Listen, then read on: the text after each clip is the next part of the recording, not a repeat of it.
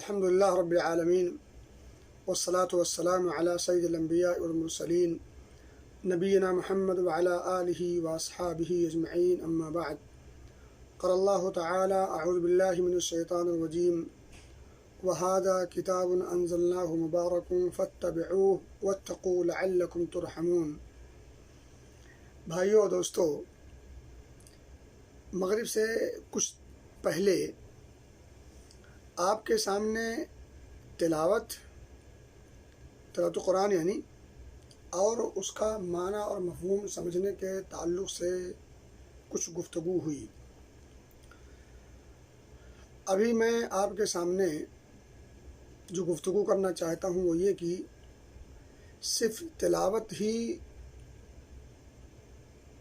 ضروری نہیں، تلاوت کے ساتھ ساتھ اس کا معنی اور مفہوم جاننا اور سیکھنا اور سمجھنا بھی ضروری ہے. میرے بھائیوں اور دوستو، ٹھیک ہے کہ تلاوت پر آپ کو ہر حرف پر کم از کم 10 نیکیاں ملتی ہیں، لیکن اگر اس قرآن کو سمجھا نہیں گیا تو پھر یہی ہوگا کہ جیسے آپ کے پاس حکومت کی طرف سے کوئی لیٹر اور خط آئے اور وہ اتفاق سے ایک ایسی زبان میں ہو جس کو آپ نہ جانتے ہوں. میرے بھائیوں اور دوستو، اس لیٹر کو آپ بار بار چومو اور چاٹو گے نہیں، اس کو سینے سے لگاؤ گے نہیں، بلکہ آپ کو سب سے پہلے جس چیز کی فکر ہوگی وہ کیا ہوگی کہ کس آدمی کے پاس میں جاؤں، کس آدمی کو پکڑوں جو میرے اس خط کو پڑھ کر مجھے سمجھا سکے. میرے بھائیو دوستو، آج آپ کو کسی کو پکڑنے کی ضرورت نہیں. آج الحمدللہ قرآن مقدس کے ترجمے ہر اس زبان میں پائے جاتے ہیں جس زبان کے لوگ سمجھنے اور بولنے والے ہیں. یہ اللہ کا کرم اور اس کا فضل ہے. میرے بھائیو اور دوستو، میں کہہ رہا تھا کہ تلاوت کے ساتھ ساتھ اس کا سمجھنا اور اس پر غور و فکر اور تدبر کرنا بھی ضروری ہے، لیکن اس سے ذرا اونچا اٹھ کر کے آپ کو ایک اور بات سوچنی ہے، سمجھنی ہے، وہ یہ کہ اس پر عمل کرنا بھی ضروری ہے. میرے بھائی دوستو، یہ قرآن رشد و ہدایت کی کتاب ہے، یہ قرآن نور ہدایت ہے. یہ قرآن آپ کو ایک ایسا سیدھا راستہ، روشن راستہ دکھاتا ہے جس راستے پر چلنے والے کے بھٹکنے کا چانس اور گنجائش نہیں ہوتی. ان ھذا القرآن یہدی للتی ہی اقوم مبالغہ کا صیغہ استعمال کیا، یعنی اس راستے پر قرآن کے توسط سے چلنے والے کے بھٹکنے کی گنجائش نہیں رہتی. میرے بھائیو دوستو، قرآن پر عمل کرنا نہ بھولیں. قرآن کو پڑھنے کے ساتھ سمجھنا اور سمجھنے کے ساتھ عمل کرنا ازحد ضروری ہے، کیونکہ قرآن ہی تو انسان کی نجات و فلاح و بہبودی، کامیابی و کامرانی کے نقشے کو شو کرتا ہے. وہ بتاتا ہے کہ کون سا راستہ آپ کی کامیابی کا ہے اور کون سا راستہ آپ کے خسارے کا ہے. تو آپ کامیابی کے راستے پر چل پڑیں گے، کیونکہ جب پڑھیں گے، سمجھیں گے، عمل کریں گے تب تو. اور جب آپ پڑھیں گے نہیں، سمجھیں گے نہیں، تو آپ کو پتہ ہی نہیں چلے گا کہ آپ نے کون سا راستہ اختیار کرنا ہے، کون سا راستہ صحیح ہے اور درست ہے اور کس راستے پر ہمیں چلنا چاہیے. میرے بھائی دوستو، آپ کو سامنے وہ حدیث ہوگی صحیح مسلم کی کہ حضرت عمر بن خطاب رضی اللہ تعالیٰ عنہ نے کیا فرمایا. ان سے روایت ہے کہ اللہ کے رسول صلی اللہ علیہ وسلم سے روایت کرتے ہوئے فرماتے ہیں کہ اللہ کے رسول صلی اللہ علیہ وسلم نے فرمایا کہ یہی وہ کتاب ہے جس پر لوگوں نے عمل کیا اور اس کے مطابق زندگی گزارنے کی کوشش کی تو اللہ نے ان قوموں کو عروج دیا اور وہ قومیں بلندی کو پہنچیں. اور کتنی قومیں ایسی ہیں جنہوں نے اس قرآن سے اپنے تعلق کو چھوڑ دیا اور اپنے تعلق کو اور اب اس سے منہ موڑ لیا، اس سے غفلت کے شکار ہوئے. تو ایسی قوموں کو اللہ رب العزت نے ذلیل و خوار کر دیا اور شکست و ریخت ایسی قوموں کا مقدر بن گئی. میرے بھائیو اور دوستو، آج ہمیں بھی ضرورت اس بات کی ہے کہ ہم اس بات کو سمجھیں کہ آج ہم بھی کہیں نہ کہیں ذلت سے بھی دوچار ہیں. اور طرح طرح کے مصائب و مشکلات میں گھرے ہوئے ہیں، اور مصائب و مشکلات کس حد تک ہیں کسی سے مخفی اور ڈھکا چھپا نہیں ہے۔ ایسے موقع پر ہمیں قرآن کے رشتے کی مضبوطی کی طرف توجہ دینی چاہیے اور قرآن سے اپنے رشتے کو مضبوط کرنا چاہیے، قرآن کو پڑھنے سمجھنے اور ساتھ ساتھ عمل کی کوشش کرنا چاہیے۔ میرے بھائی دوستو، جو قوم قرآن سے اپنے آپ کو جوڑ لیتی ہے ان کی قسمت میں عروج ہی عروج ہے، ان کی قسمت میں بلندی ہی بلندی ہے، ترقی ہی ترقی ہے۔ اور جو قومیں قرآن سے اپنے رشتے کو توڑ لیتی ہیں، یقین جانیں ایسی قوم کبھی عروج اور ترقی نہیں پا سکتی۔ میرے بھائیوں اور دوستو، ایک انسان کتنا بڑا ہو جائے، کتنا ہی ترقی یافتہ کیوں نہ ہو جائے، لوٹ کر اسے آنا ہے اللہ ہی کی طرف، اللہ ہی کی طرف۔ عروج کے بلندیوں پر پہنچ جائے، آخر پھر اسے ایک بار لوٹ کے آنا ہے، اور لوٹ کے کس کے پاس آنا ہے؟ اللہ کے پاس۔ اب میرے بھائی دوستو، اگر اللہ کے پاس آنا ہے تو اللہ کے پاس پہنچنے کے سے پہلے ضروری ہے کہ ہم ایسے کام کر کے جائیں، ایسے اعمال کا ذخیرہ لے کر کے جائیں جس سے اللہ رب العزت خوش ہو سکے۔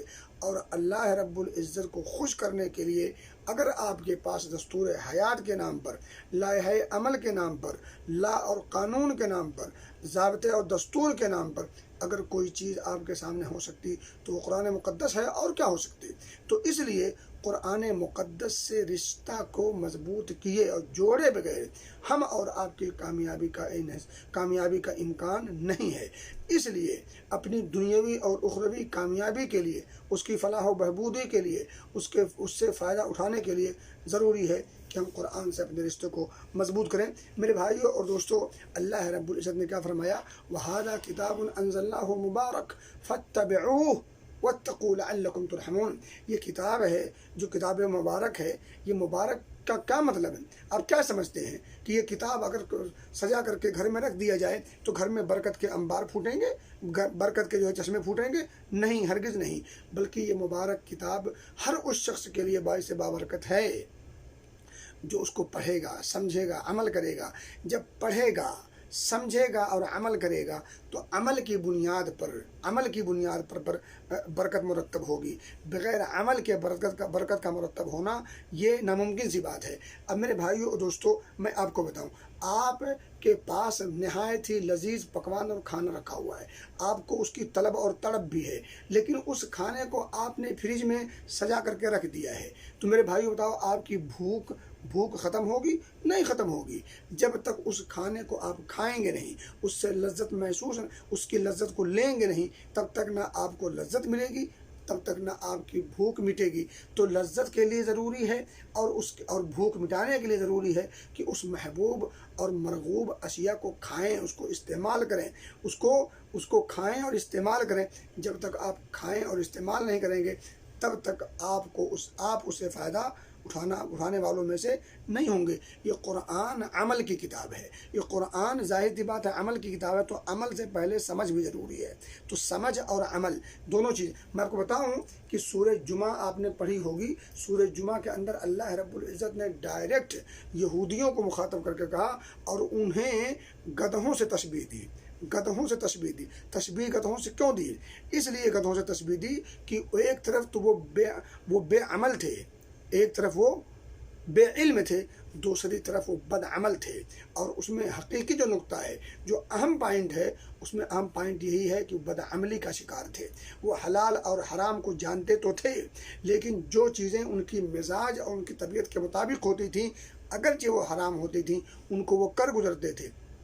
تو کہنے کی بات یہ ہے کہ ان کے جو تورات میں جو چیزیں حلال اور حرام تھیں، ان کے مزاج کے مطابق اگر ہوتی تو ان کاموں کو وہ کرتے، مزاج سے ٹکراتی تو ان کاموں کو چھوڑ دیتے، چاہے وہ حلال ہو یا حرام ہو، اس سے قطعی نظر۔ تو علم کے ہوتے ہوئے عمل نہ کرنا گدھوں سے تشبیہ دی گئی ہے۔ تو میرے بھائیوں اور دوستوں، اس بات کو یاد رکھیں، جو لوگ علم تو رکھتے ہیں مگر علم کے مطابق عمل نہیں کرتے، بڑی عجیب اور بڑی سخت مذمت اس الفاظ کی۔ مثل الذین حملوا التوراۃ ثم لم يحملوها كمثل الحمار يحمل اسفارا۔ یعنی یہ تو ایسے ہوا کہ گدھے کے اوپر آپ بخاری، مسلم، ابو داؤد، ترمذی، نسائی، ابن ماجہ اور یہ اور وہ ساری کتابیں لاد دو، تو اس گدھے کے لیے آپ اینٹ اور پتھر لاد دو، اس گدھے کے لیے کوئی فرق نہیں پڑتا، دونوں چیزیں سیم ہیں۔ اس کے لیے صرف ایک بوجھ ہے، وہ بوجھ ہے، وہ کتابوں کا بوجھ ہو یا اسی طرح سے کسی دوسری چیزوں کا بوجھ ہو، وہ بوجھ سے ہٹ کے کوئی اور چیز تصور نہیں کرتا۔ میرے بھائی دوستو، ہم انسان ہیں، ہمیں اللہ رب العزت نے قرآن دیا ہے، ہم حامل قرآن ہیں اور قرآن کو ہم نے اٹھایا ہے۔ ساری اللہ کی جتنی مخلوقات تھی سب نے قرآن کی ذمہ داری اور اس امانت کو لینے سے انکار کر دیا، اور ہم ہیں جنہوں نے اس امانت کو لینے کا اقرار بھی کیا، اٹھا بھی لیا، اور پھر اب جب عمل کی بات آئی، اس کے سمجھ کی بات آئی، تو ہم اتنے بے توجہ ہیں کہ بس العما والحفیظ۔ میرے بھائیوں اور دوستو، بات لمبی نہ ہو جائے، میں آپ کو چند اقوال پیش کروں سلف صالحین کے اور بات ختم کر دوں، اور بتا دوں میں آپ کو کہ عمل بالقرآن از حد ضروری ہے ہر قسم کی کامیابی کے لیے، ہر قسم کی کامیابی کے لیے۔ دنیا کے اندر کامیابی چاہتے ہیں تب بھی، آخرت میں کامیابی چاہتے ہیں تب بھی، قرآن سے لو لگائے بغیر قرآن سے لو لگائے بغیر کامیابی و کامرانی مقدر نہیں بن سکتی، اور ہر قسم کی بدبختی اور ہر قسم کی شقاوت اور جو ہے بدقسمتی قرآن کے چھوڑنے سے آتی ہے۔ انسان جب قرآن سے اپنے رشتے کو کاٹ لیتا ہے اور اس سے بے بہرا ہو جاتا ہے، اس سے اپنے تعلق کو کاٹ لیتا ہے، تو پھر ایسے لوگوں کے لیے، ایسے لوگوں کا مقدر بدبختی اور بدقسمتی ہی ہوتی ہے۔ میرے بھائیو دوستو، آئیے سرسری طور پر دو چار اقوال جانتے چلیں۔ حضرت عبداللہ ابن عمر رضی اللہ تعالیٰ عنہما، ان سے مروی، وہ ان کا اپنا قول ہے، وہ کہتے ہیں کہ اصحاب رسول صلی اللہ علیہ وسلم اس زمانے میں، نبی اکرم صلی اللہ علیہ وسلم کے زمانے میں جو اصحاب رسول تھے وہ کتنے فاضل تھے، کتنے اچھے لوگ تھے۔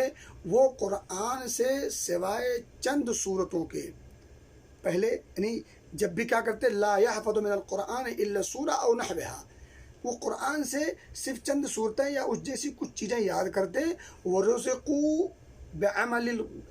العمل بالقرآن، اور قرآن پر عمل کرتے تھے۔ جو کچھ سیکھتے پہلے اس پر عمل کرنے کی کوشش کرتے۔ وَإِنَّ آخر هذه الأمة يقرؤون القرآن منهم الصبي والأعمى ولا يرزقون العمل به، لیکن بعد والی جو یہ امت ہے جس میں ہم اور آپ بھی شامل ہیں، اللہ ہم سب کو قرآن سے اپنے رشتوں کو مضبوط کرنے کی توفیق دے۔ میرے بھائیو دوستو، کہتے ہیں کہ پہلے کے جو لوگ تھے وہ قرآن سے اپنے رشتے کو کس حد تک مضبوط کیے ہوئے تھے کہ وہ چند صورتیں یا اس جیسی کچھ آیات سیکھتے تو سیکھنے کے ساتھ ساتھ اس پر عمل پیرا ہوتے تھے۔ لیکن وہ آگے بتا رہے ہیں کہ یہ بعد والی جو امت ہے، جو ان کے بعد والی امت آئے گی، ان کے ہاں کیا ہوگا کہ وہ قرآن تو پڑھیں گے، ان میں سے بچے حتیٰ کہ نابینا افراد بھی قرآن کو یاد کریں گے اور پڑھیں گے، وَلَا يُرْزَقُونَ الْعَمَلُ بِهِ، لیکن جب عمل کی بات آئے گی تو عمل سے کورے ہوں گے۔ میرے بھائیو دوستو، یہ بدنصیبی ہم میں سے عام طور پر ہماری جو ہے یہ بدنصیبی بن چکی ہے، الا من رحم ربی۔ میرے بھائی دوستو، اللہ رب العزت نے جنہیں توفیق دی، ورنہ عموماً معاملہ یہ ہے کہ ہم قرآن اگر بھولے بھٹکے سے کبھی گاہے بگاہے پڑھ بھی لیتے ہیں، لیکن عمل کی جب بات آتی ہے تو بد عملی کا وہ عالم ہے کہ بس کیا کہا جائے، کسی سے مخفی اور ڈھکی چھپی بات نہیں ہے۔ ابو عبد الرحمن السلمی رحمہ اللہ کہتے ہیں کہ كنا اذا تعلمنا 10 آیات من القرآن لن نتعلم العشر التي بعدها حتى نعرف حلالها وحرامها وامرها ونهيها۔ وہ کہتے ہیں کہ ہم جب 10 آیات قرآن سے سیکھ لیتے تو اس کے بعد کی آیات اس وقت تک نہیں سیکھتے جب تک اس کے حلال و حرام کو اور اس کے اندر کیا کام کرنے ہیں کیا کام نہیں کرنے ہیں، یعنی اوامر اور نواہی کو، ان تمام چیزوں کو جب تک ہم سیکھ نہیں لیتے، سمجھ نہیں جاتے، اس پر عمل پیرا نہیں ہو جاتے، تب تک ہم آگے کی آیات کو نہیں سیکھتے اور نہیں یاد کرتے تھے۔ اور عبداللہ ابن مسعود رضی اللہ عنہ فرماتے ہیں کہ ان احدکم لیقرأ القرآن من فاتحته الى خاتمته ما يسقط منه حرفا وقد اسقط العمل به۔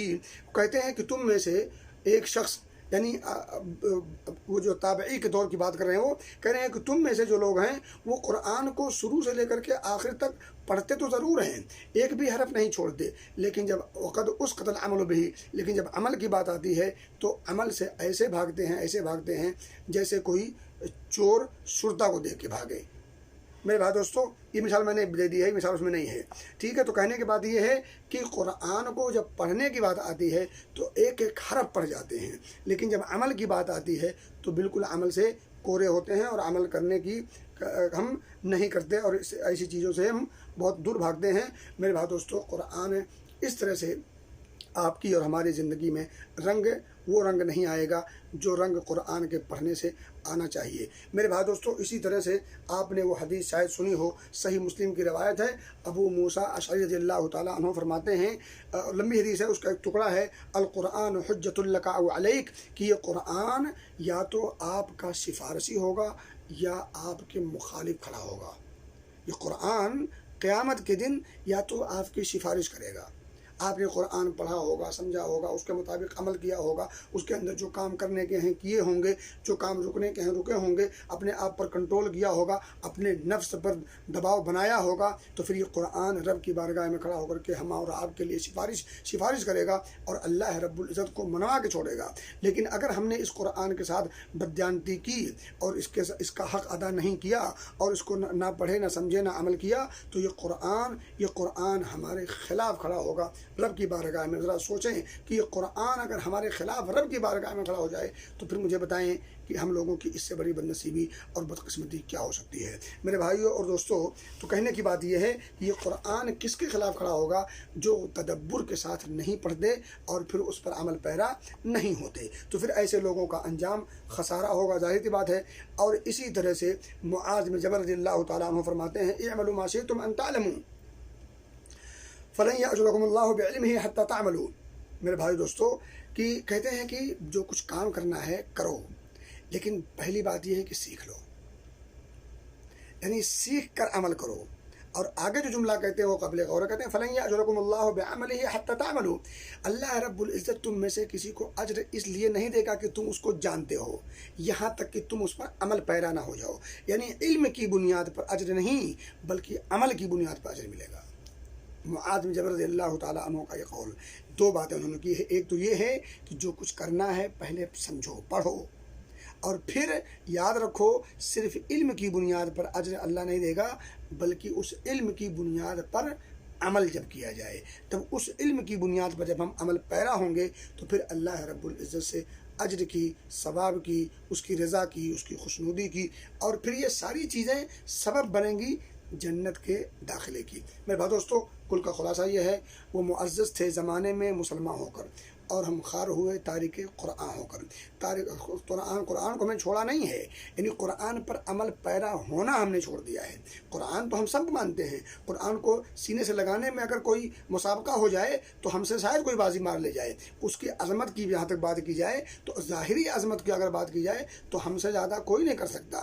اس کو چومنے کی بات کی جائے، اس کو چاٹنے کی بات کی جائے، اس کو ریشمی جزدان میں اس کو سجانے کی بات کی جائے اور اپنے اتنے اوپر رکھا جائے، عظمت اور اس کے احترام کی بنیاد پر لوگ رکھتے ہیں، اس میں کوئی شبہ نہیں۔ اس کے عزت و احترام میں، اس کی عظمت میں، اس کی محبت میں، ان تمام چیزوں کا کوئی انکار نہیں کرتا، لیکن اس کے باوجود ذلت نے ہمیں اپنے لپیٹ میں کیوں لے رکھا ہے؟ کیونکہ قرآن کا حق صرف یہ نہیں ہے کہ اس سے محبت کی جائے اور اس کو جو ہے ریشمی جزدان میں سجا اور سنوار کر کے کہیں اوپر رکھ دیا جائے، بلکہ اس کا حق یہ ہے کہ پڑھ سمجھ کر عمل کیا جائے۔ اصل نقطہ عمل کی کتاب ہے، یہ اصل نقطہ کیا ہے؟ یہ عمل کی کتاب ہے۔ اور قانون ہوتا کیا ہے؟ قانون مطلب کیا ہوتا ہے؟ قانون ہوتا ہے کہ اسے فالو کیا جائے۔ قانون کسے کہتے؟ لاک ڈاؤن ہے آج ایک قانون بنا ہوا ہے، وقتی قانون ہے۔ اب اگر اس کو فالو نہ کیا جائے، صرف لکھ لیا جائے کہ آج کل لاک ڈاؤن ہے اور اس کی بنیاد پر اس وقتی اور فوری قانون کی بنیاد پر گھر سے نکلنا، بلا وجہ نکلنا، یہاں وہاں جانا ممنوع ہے، اور اگر جائیں گے تو یہ اور یہ ہوگا، یہ عبارت لکھ کر کے سجا کر کے اس کو فریم بنا کر کے اس کو بڑھیا سے پھول لگا کر کے اور اس کو رکھ دیا جائے، گھر میں لٹکا دیا جائے، چلے گا؟ اور آپ نکلنا نہ مانیں، جاتے رہیں تو پھر آپ دیکھیں پھر لاٹھی بجے گی۔ تو میرے بھائی دوستو یہ قانون کی کتاب ہے، دستور کی کتاب ہے، اور دستور کا مطلب یہ ہوتا ہے کہ اس کے مطابق انسان اپنی زندگی گزارے۔